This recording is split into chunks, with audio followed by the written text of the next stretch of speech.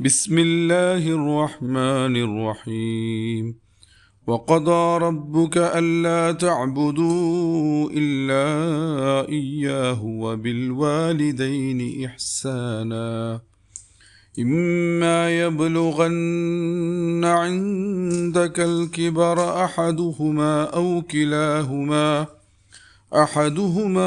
كلاهما فلا تقل لهما أف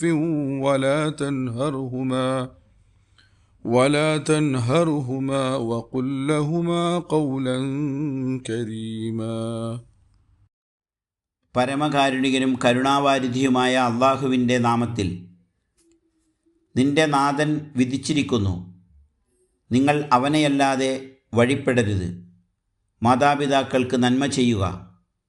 അവരിൽ ഒരാളോ രണ്ടുപേരുമോ വാർദ്ധക്യം ബാധിച്ച് നിന്നോടൊപ്പമുണ്ടെങ്കിൽ അവരോട് ചേ എന്നുപോലും പറയരുത്. പരുഷമായി സംസാരിക്കരുത്. ഇരുവരോടും ആദരവോടെ സംസാരിക്കുക. സൂറത്തുൽ ഇസ്രാ ആയത്ത് നമ്പർ 23.